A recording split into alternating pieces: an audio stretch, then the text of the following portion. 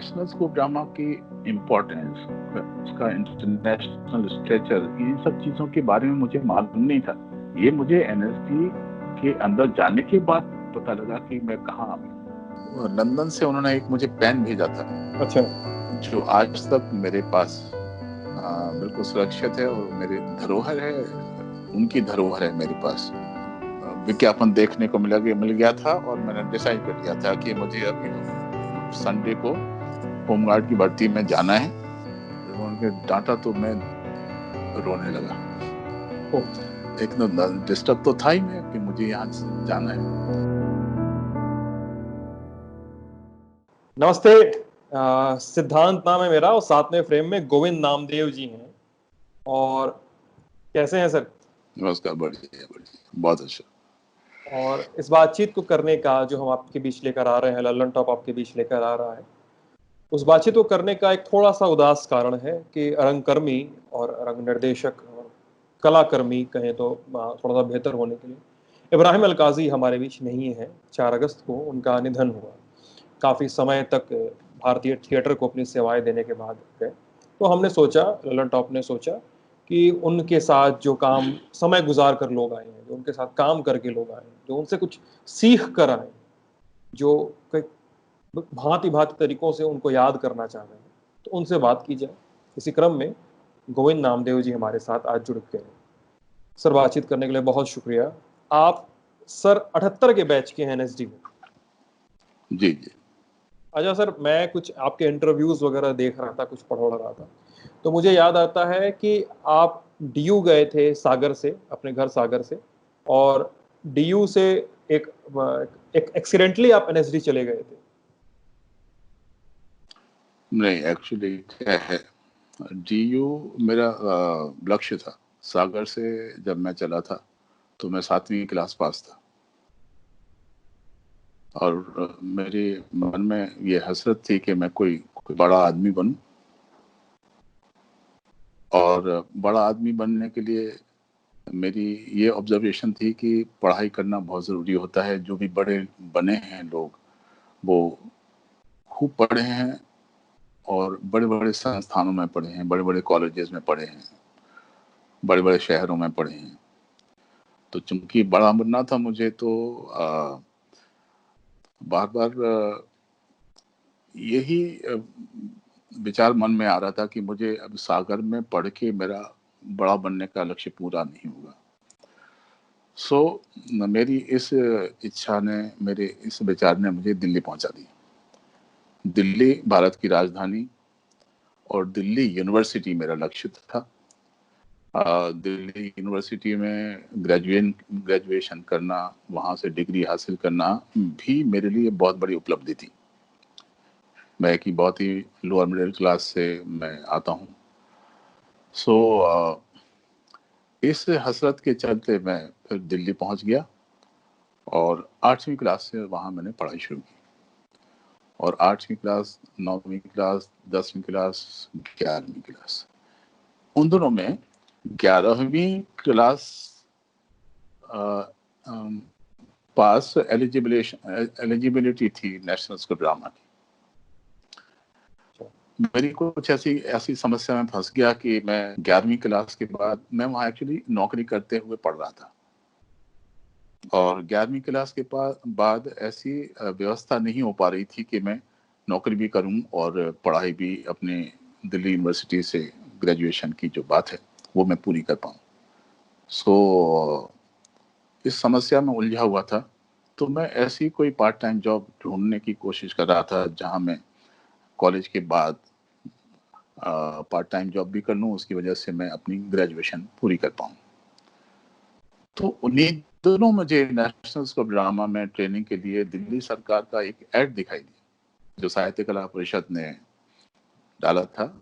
2 scholarship Delhi के नागरिकों।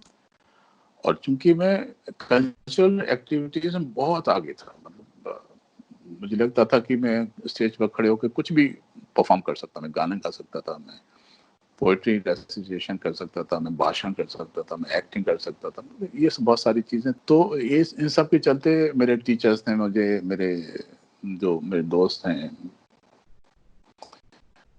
सहपाठी उन्होंने भी कहना शुरू कर दिया था कि तुम बहुत अच्छी एक्टिंग वगैरह वगैरह। तो एक ऑडियंस मेरे साथ था, तो जब मैंने वो ऐड देखा तो मुझे लगा कि ये तो बहुत अच्छा है, 250 स्कॉलरशिप मुझे मिल जाएगा, तो ये कोर्स भी हो जाएगा और मेरा ग्रेजुएशन भी पूरा हो जाएगा इसके चलते। तो इस तरह से मैं एनएसडी में आ गया। दिल्ली यूनिवर्सिटी की डिग्री हासिल करने की मंशा से मैंने ज्वाइन, क्योंकि बहुत होशियार था तो मुझे उन्होंने लेना पड़ा, उनको सिलेक्ट करना। तो नेशनल स्कूल ऑफ ड्रामा की इम्पोर्टेंस, उसका इंटरनेशनल स्ट्रेचर, इन सब चीज़ों के बारे में मुझे मालूम नहीं था।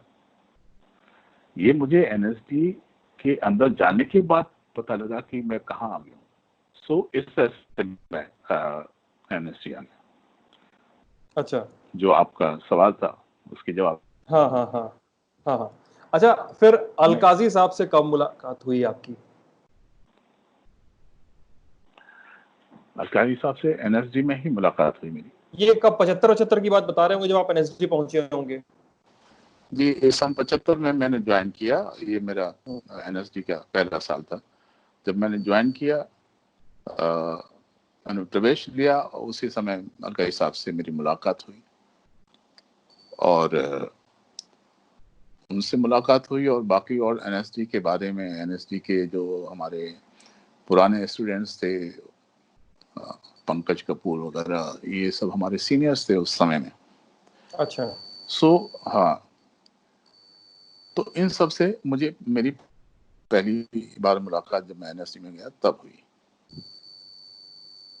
और वहाँ का माहौल देख के, वहाँ का डिसिप्लिन देख के, का अपना एक पर्सोना जो है, तो उसको देख के मैं थोड़ा भौचक हो गया, क्योंकि मैंने कभी सोचा, कभी एक्सपीरियंस किया नहीं था। सो वहीं से एक पहला इम्पैक्ट मेरे मन पर पड़ा जब उन्होंने पहली स्पीच दी, हम लोगों को एड्रेस किया। उनके एड्रेस करने का ढंग, उनका देखने का ढंग, उनका बोलने का ढंग, और वो एकदम कनेक्ट करते थे। वो ऐसी नहीं जनरल नहीं बातें किया करते थे, वो देख देख के बात करते थे, कि आंखों में देख के बात करते थे, एक एक स्टूडेंट को देख के बात करते थे। तो उनके बात करने का ढंग ऐसा था कि सकपकाहट सी हो जाती थी। बहुत ही कद उनका छोटा था, लेकिन जो उनका चलने का ढंग था, टक टक टक टक, जब वो गाड़ी से होता कि कॉरिडोर से चलते थे ना, तो एक सन्नाटा सा छा जाता था। बताओ, वहां सब बिल्कुल साइलेंस हो जाता था, वो इधर उधर देख के ये रविंद्र भवन वाले एनएसडी की बता रहे हैं आप, पुराने वाले की? नहीं नहीं, ये बहावलपुर हाउस में, एनएसडी बहावलपुर में हाउस में ही था। एनएसडी बहावलपुर हाउस में ही था। शुरुआती दौर में उन्होंने रविंद्र भवन, और उसके पहले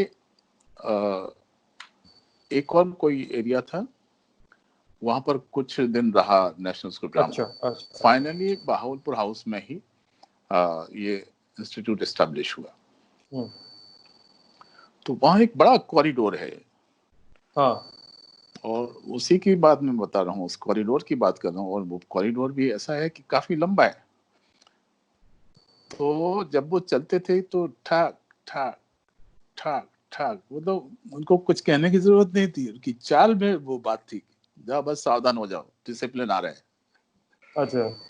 सो ये था, मतलब ये पहली मुलाकात और पहला जो इम्पैक्ट था उनकी पर्सोना का, वो ये था। बाद में उनके बारे में बहुत सारी बातें सीनियर्स ने बताई। बाद में फिर हमने उनके साथ क्लासेस करके, उनके साथ नाटक उन्होंने डायरेक्ट किए हमारे साथ। जो पहला प्ले जो मैंने किया था, जो उनके साथ मेरा प्ले हुआ था, मैन विदाउट शेडोज, सार्त्रे का प्ले था।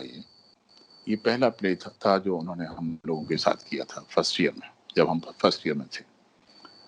बाद में दांतोस डेथ नाम का भी प्ले उन्होंने इंग्लिश प्ले किया था, जो फ्रेंच रेवोल्यूशन के ऊपर बेस्ड था। वो पूरे स्कूल के साथ उन्होंने किया था। उनका ये सिस्टम था कि पूरे स्कूल के साथ एक बड़ा प्रोडक्शन हुआ करता था, जिसमें पूरा स्कूल इन्वॉल्व होता था, जिससे वो हर स्टूडेंट के टच में रहते थे। हर स्टूडेंट को कुछ ना कुछ पार्टिसिपेशन उसमें करना होता था, और इस तरह से वो हर स्टूडेंट के साथ कनेक्टेड होते थे, और हर एक का जो भी एक लेवल है, एक जो स्टैंडर्ड है, उसकी मेंटल स्टेट है, वो सारी चीजें उनको समझ में आती रहती थी। और ज़्यादातर इस तरह के जो स्कूल प्रोडक्शन हुआ करते थे वो ओपन एयर में, मेघदूत ओपन एयर जो उन्होंने खुद ही डिज़ाइन किया था रविंद्र भवन के प्रांगण में, पीछे की साइड, तो वहाँ किया करते थे। तो जितना मैंने सीखा है उनसे,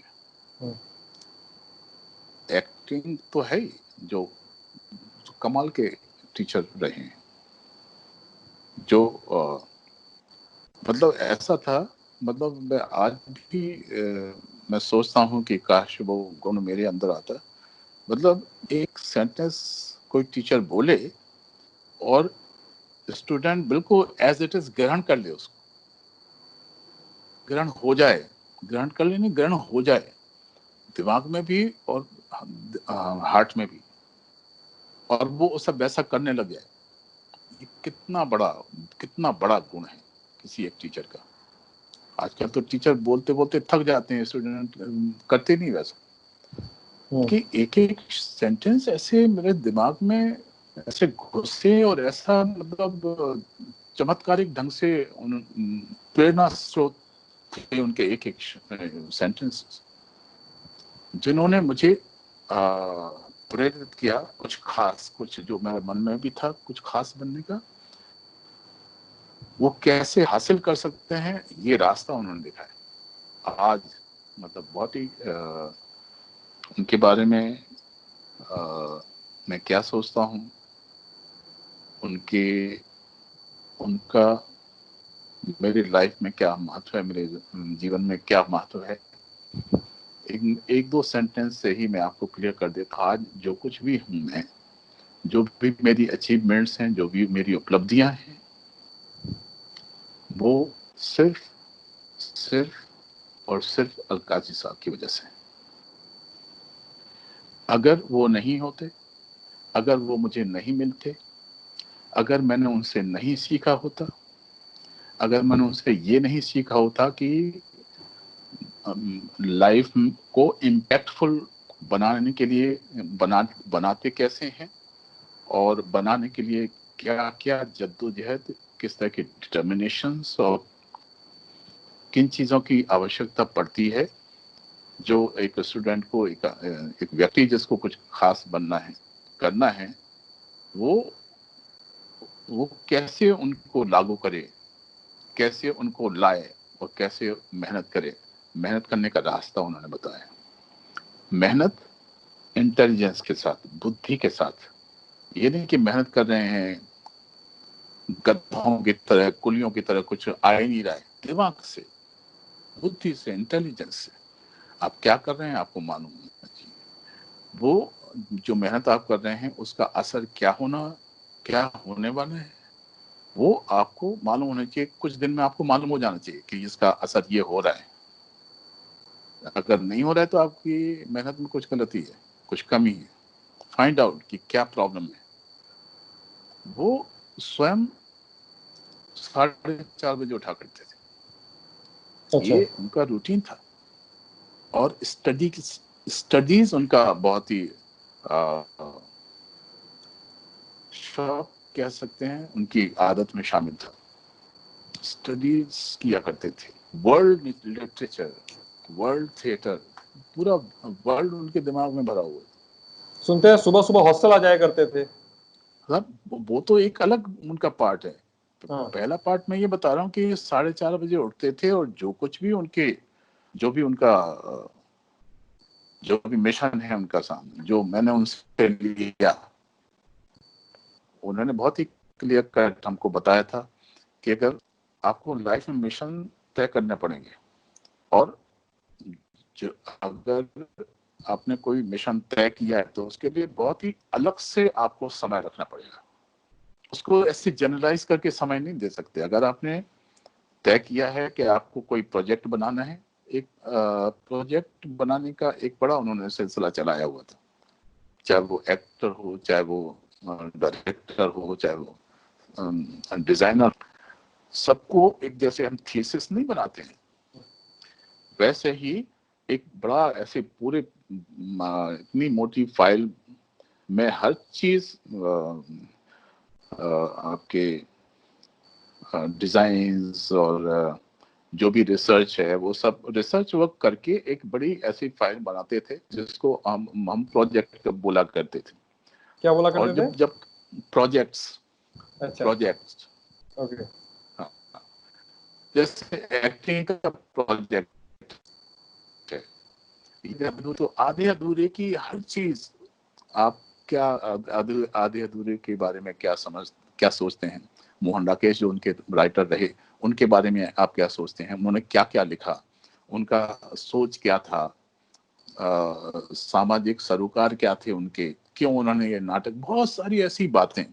और सपोर्ट में उसके साथ साथ हमको फोटोज लगाने पड़ते थे, तो वो हम लाइब्रेरी से इधर से उधर से उनके दूसरे प्लेज, जो प्लेज के फोटोग्राफ्स और जो प्लेज हुए उनके दूसरे लोगों ने किए उनके फोटोग्राफ, ऐसे कुछ लगा के हम पूरा थीसिस टाइप बनाया करते थे।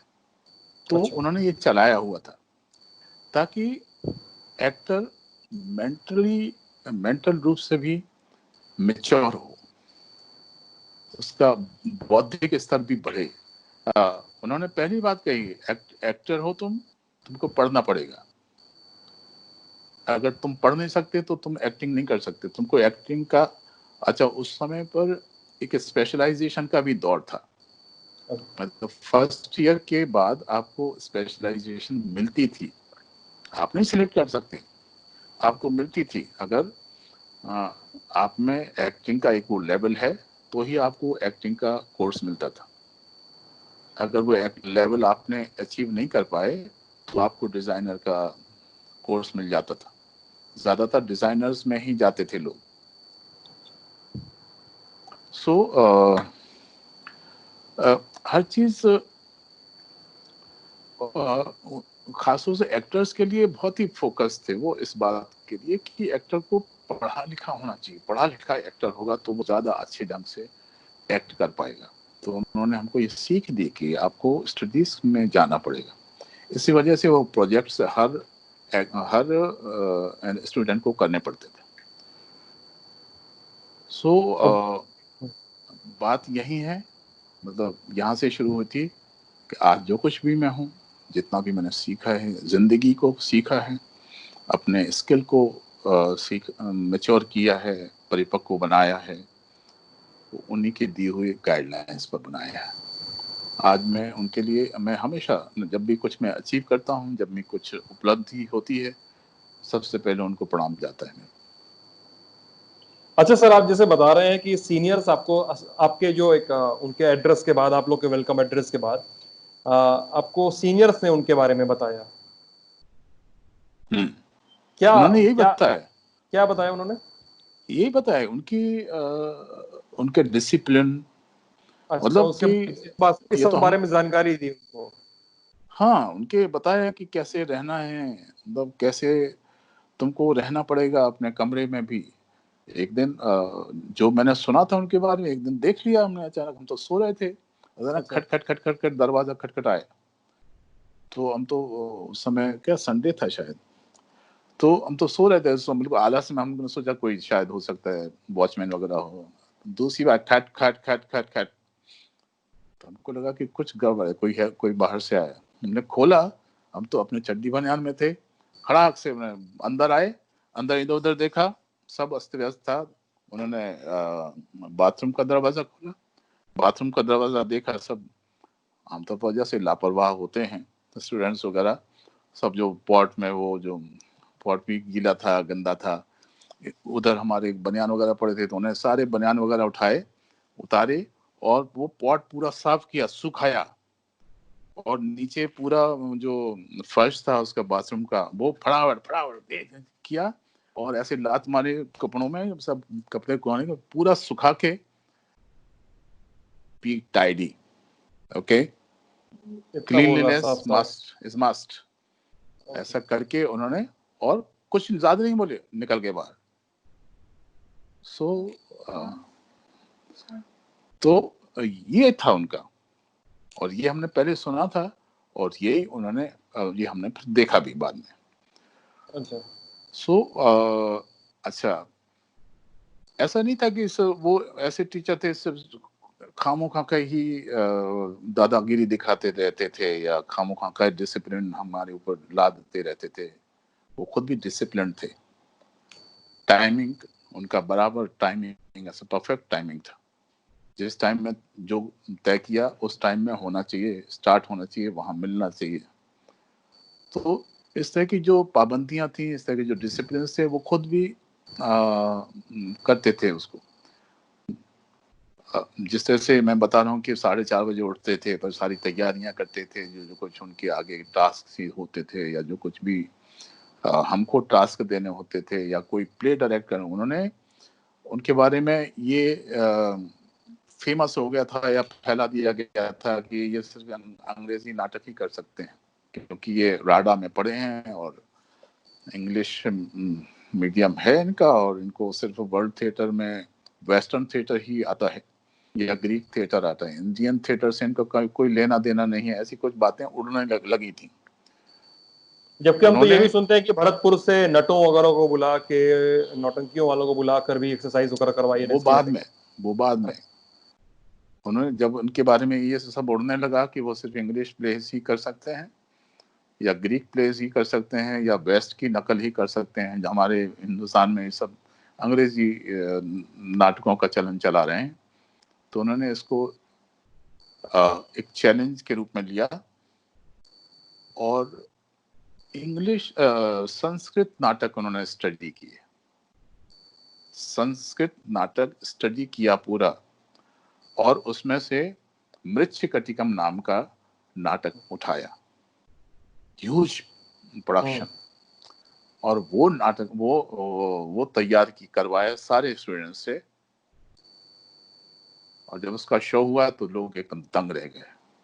बिल्कुल जिस तरह से संस्कृत नाटक होने चाहिए, जो ड्रेसेस, जो सेटिंग्स, जो एक्टिंग का स्टाइल, वो सारी चीजें वहां एकदम, जो कलर्स, तो वो सब चीजें अचानक देखने को मिली। तो लोगों के मन में जो एकदम उनके प्रति इस तरह का द्वेष भाव आ रहा था कि ये सिर्फ अंग्रेजी थोपना चाहते हैं, अंग्रेजी नाटक थोपना चाहते हैं, अचानक उनकी आंखें सी खुल गई। उसके बाद उन्होंने उनको एक्सेप्ट करना शुरू किया। उनकी एक्सेप्टेंस तब से हुई, और वो हमेशा इस तरह से चैलेंजेस लिया करते थे। बाद में उन्होंने अलग अलग हिंदुस्तान के कोनों से जो फोक फॉर्म्स रहे हैं हमारे इंडियन कल्चर के, भारतीय संस्कृति के, उनके दिग्गजों को बुलाना शुरू किया। नौटंकी, नाचा, कश्मीर से कश्मीरी फोक, आसामीज फोक, मणिपुरी फोक, उनके मास्टर्स को बुलाया, स्टूडेंट्स के साथ उनसे वर्कशॉप कराई, उनसे नाटक तैयार करवाया, और स्टूडेंट से उनको परफॉर्म करवाया। इस तरह से एक अलग अलग हिंदुस्तान की फोक फॉर्म के साथ स्टूडेंट्स का इंट्रोडक्शन हुआ, उनको सीखने का मौका मिला। उनको उसके बाद फिर वहाँ के उन्होंने टूर करवाए। सो इतना बृहद तरह से हम लोगों का ट्रेनिंग हुआ है, कभी जाता नहीं वो हमारा ट्रेनिंग का दौर हमारे मन से। उनके साथ जो समय हमने बिताया है, जो प्लेस हमने किए।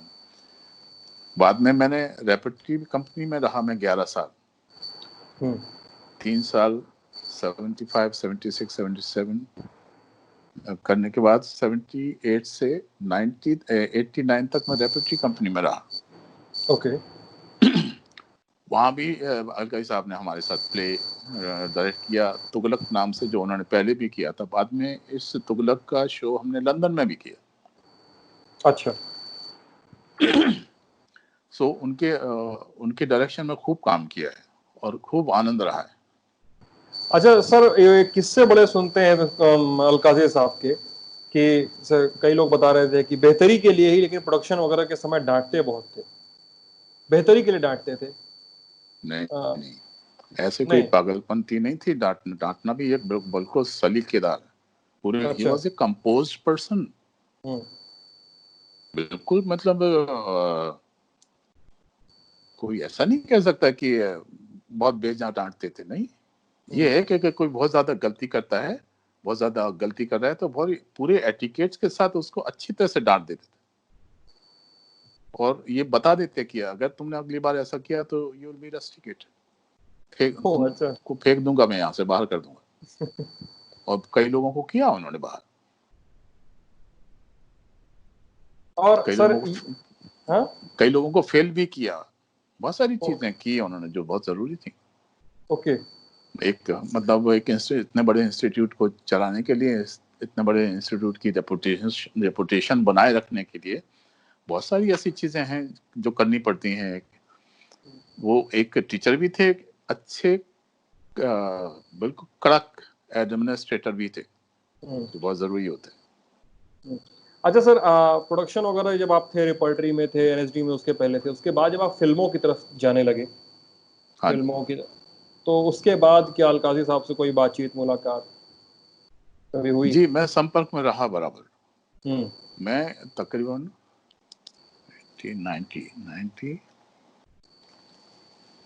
98 तक मैं उनके संपर्क में रहा। ओके। आ, उनका एक पेन उन्होंने जो लंदन से भेजा था, बाद में वो 77 में एनएसडी से निकलने के बाद उन्होंने एक अपना भी इंस्टीट्यूट शुरू किया और पेंटिंग के वर्क में वो काफी पहले से भी थे।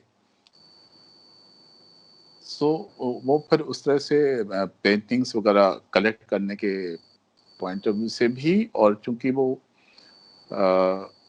रेजिडेंट इंडियन थे तो 6 महीने या पता नहीं, आई डोंट नो, कुछ ऐसा चक्कर था कि वो उसके बाद फिर वो 6 महीने बाहर रहते थे और 6 महीने इंडिया में रहते थे।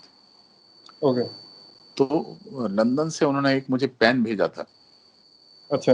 जो आज तक मेरे पास बिल्कुल सुरक्षित है और मेरी धरोहर है। उनकी धरोहर है मेरे पास। बहुत महत्व है मेरे लिए उनका, उस पेन का। आज भी रखे हैं उस पेन को आप? अभी भी मैं दिखाऊंगा आपको।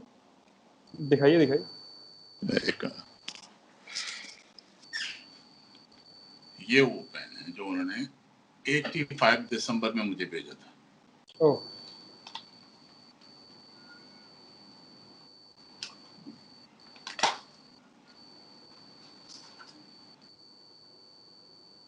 ये उसका मतलब अंदर का रियल पेन है।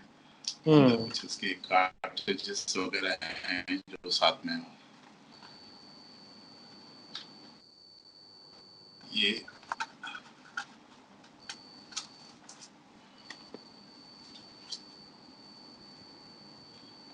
ये उनका लिखा हुआ ओह। डेट। सो मुझे उनका बहुत प्यार मिला, बहुत प्यार मुझे। मैं ये कह सकता हूँ कि उन्होंने मुझे अतिरिक्त स्नेह दिया, और उसकी वजह सिर्फ ये थी कि मैं बहुत मेहनती था। ओके।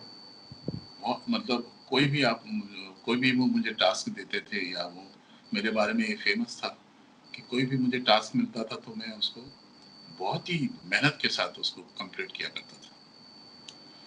और वो मेहनती बच्चों को बहुत प्यार करते थे। हाँ, मैं बोल रहा हूँ कि आर्ट फॉर्म को लेकर और एक्टिंग मेथड को लेकर मैं सुनता बहुत बुकिश नहीं थे, बहुत किताबी नहीं थे, वो बहुत ज्यादा प्रैक्टिकल होकर चलते थे। करेक्ट। क्या क्या करते थे वो? वैसा कोई किस्से की शक्ल में अगर आप बताना चाहें, कुछ आपसे जुड़ा कोई किस्सा, कोई याद हो ऐसे? मतलब जो कुछ भी उनको पढ़ाना था होता था, वो पूरी स्टडी करके आया करते थे। अच्छा। जो भी सब्जेक्ट स्पेशल जो भी उनकी, जैसे आज दूसरे दिन थर्ड ईयर के साथ कोई क्लास है स्पेसिफिक, और सेकंड ईयर के साथ कोई स्पेसिफिक प्ले के ऊपर उनकी क्लास है। तो वो प्ले पढ़ते थे। वो जो सुबह उनका सिस्टम था ना 4:30 बजे उठने का, तो वो उसकी तैयारी करते थे। इसलिए वो धारा प्रवाह हमको जब पढ़ाते थे तो एक एक चीज का कोनोटेशन, मीनिंग, अर्थ निकाल के हमको बताया करते थे। हम बिल्कुल ऐसे चकित रह जाते थे, एक छोटी सी बात का इतना गूढ़ अर्थ वो ऐसे निकाल देते थे। सो उनकी क्लास हमेशा हमेशा मतलब हमारे लिए एक्साइटमेंट की बात हुआ करती थी। अच्छा। ये खास तौर से सेकंड ईयर की बात कर रहा हूँ। फर्स्ट ईयर में बहुत परेशान रहा था मैं, अंग्रेजी की वजह से, अपनी लैंग्वेज की वजह से। तो आपने बताया कि आप अगली पंक्ति में बैठते थे, फिर धीरे धीरे आपकी बेंच खिसकती गई, आप पीछे चले गए थे एकदम अंग्रेजी की वजह से। जी। और एक टाइम ऐसा आया कि मुझे लगा कि मैं गलत जगह आ गया हूँ, और मैंने डिसाइड कर लिया कि मैं अब मतलब 3 महीने तक किसी तरह से मैंने निकाला और मुझे एडजस्ट करने की कोशिश करता रहा, लेकिन बाद में मुझे लगा कि नहीं, ये जगह मेरे लिए नहीं है। जो मकसद था, जो कुछ आपको सिखाया जा रहा है, अगर आपको दिमाग में नहीं जा रहा है, आप लगातार अनकंफर्टेबल होते चले जा रहे हैं, तो कोई मीनिंग नहीं। कुछ ना कुछ उसका निदान होना चाहिए। तो मुझे निदान ये लगा कि नहीं, मैं गलत जगह पर आ गया हूँ, मुझे कोई दूसरा रास्ता खोजना पड़ेगा अपना ग्रेजुएशन पूरा करने के लिए। दिल्ली यूनिवर्सिटी से जो मुझे डिग्री हासिल करने का लक्ष्य है मेरा, वो कहीं और से कोई और दूसरा माध्यम खोजना पड़ेगा। तो डिसाइड हो गया था। मतलब आज फ्राइडे है और संडे को एक होमगार्ड की भर्ती का मुझे विज्ञापन देखने को मिल गया था, और मैंने डिसाइड कर लिया था कि मुझे अभी संडे को होमगार्ड की भर्ती में जाना है। और कॉन्फिडेंट था कि हो जाएगा वहां पर, और लक्ष्य मेरा ये था कि मुझे डिग्री हासिल करनी। तो ये तय हो गया था। और फ्राइडे के दिन जो मैं अपनी बाकी तैयारियां करने लगा कि अब जाना तो है, तो जो लाइब्रेरी की बुक्स मैंने ली हैं वो सब वापस करना, और बहुत सारी चीजें हैं जो मैं बीच बीच में करने के लिए गया था। अच्छा। और जैसे ही मैं बाहर करा के और मैं बाहर निकलने लगा, तो पीछे से आवाज आई, हे नामदेव, ऐसे खड़ा। मैं एकदम से कांप गया, और मैं पीछे देखा तो अलकाई साहब खड़े थे वहां कॉरिडोर में, अपने चेम्बर के बाहर। पूरा जो कॉरिडोर है उसी में उनका चैम्बर भी है। तो मैंने देखा कि अलकाई साहब खड़े, कम हियर। ओ मैं गया, व्हाट हैपेंड? तुम क्लास बंक करता है, क्लास में नहीं आता है, क्लास में ठीक से पार्टिसिपेट नहीं करता है, व्हाट हैपेंड? तुम्हारा रिकॉर्ड तो इतना अच्छा था जिसकी वजह से हमने तुमको सिलेक्ट किया था। मेरा बहुत ही ब्राइट रिकॉर्ड था हमारा, स्टडीज का, स्पोर्ट्स का, बहुत सारी ऐसी चीजें थी, सब कुछ उसमें अपर लेवल पर थी, जिसकी वजह से उन्होंने मुझे सिलेक्ट किया था।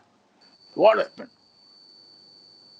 उनके डांटा तो मैं रोने लगा।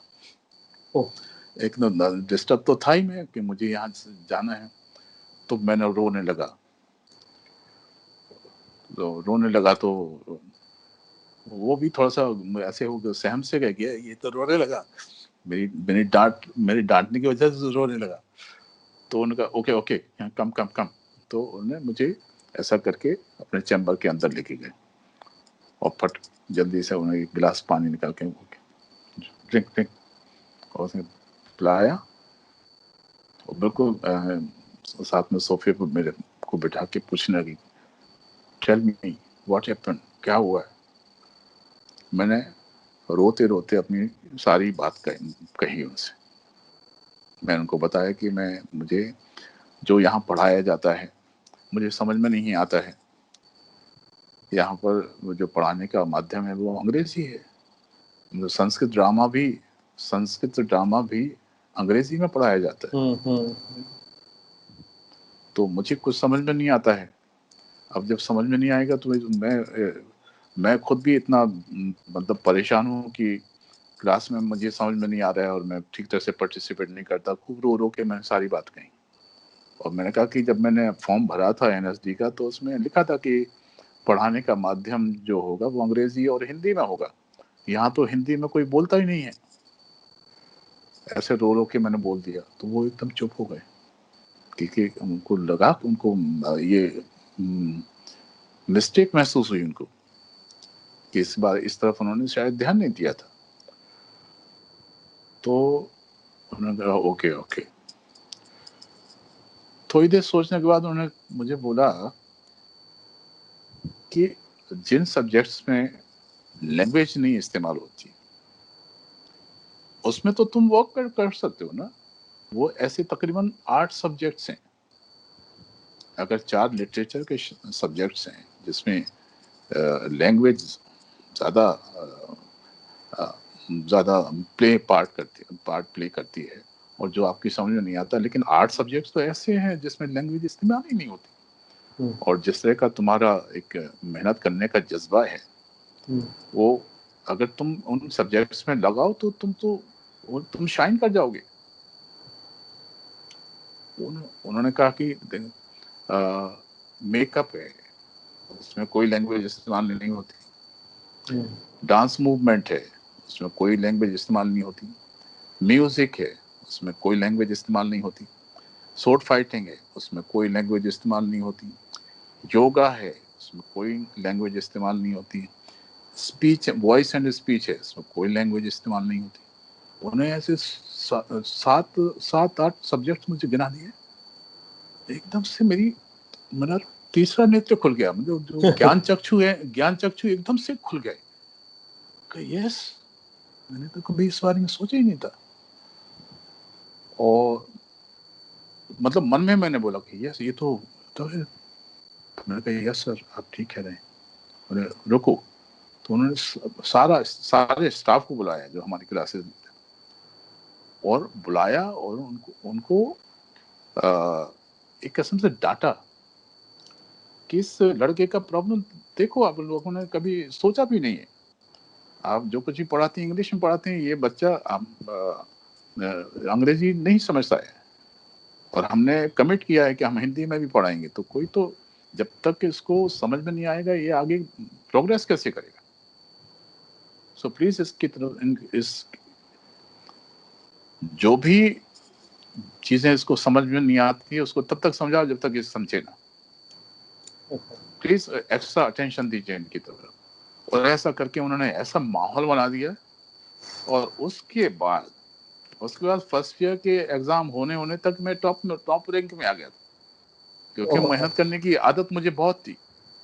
सुबह 5 बजे से 8:30 बजे तक 3.5 घंटे का टाइम जो है मैंने इसी में उसमें लगा दिया।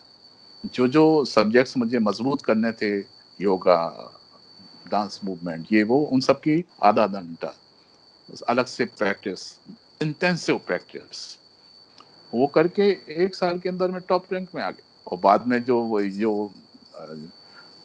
अनुपम खेर, सतीश कौशिक, आनंद देसाई वगैरह सुहास कांड के जो हमारे क्लासमेट्स रहे शुरू में, क्या शुरुआती दौर में वैसे कि जो अंग्रेजी नहीं बोलता वो तो ऐसे ही बिल्कुल बेकार है ऐसा मानते रहे। तो उनका भी ऐसा एटीट्यूड रहा। बाद में फिर बहुत अच्छी अंतरंग दोस्त बन गए जब वो थोड़ा सा हमारा स्टैंडर्ड बढ़ा और उनसे भी हम ऊपर हो गए योगा क्लास में, उनसे ऊपर हो गए हम स्वॉर्ड फाइटिंग में। एक दौर तो ऐसा आया था कि स्वॉर्ड फाइटिंग मतलब इतना हम मेहनत करते थे। तो कविता चौधरी भी हमारी क्लासमेट रही हैं जिन्होंने उड़ान बनाई थी और अभी भी चल रहा है उनका उड़ान रिपीट शोज में। तो कोई भी डेलीगेट्स बाहर से आता था तो ऑर्डर हो जाता था कि नामदेव और कविता को बुलाओ, वो स्वॉर्ड फाइटिंग का वो देंगे, डेमो देंगे।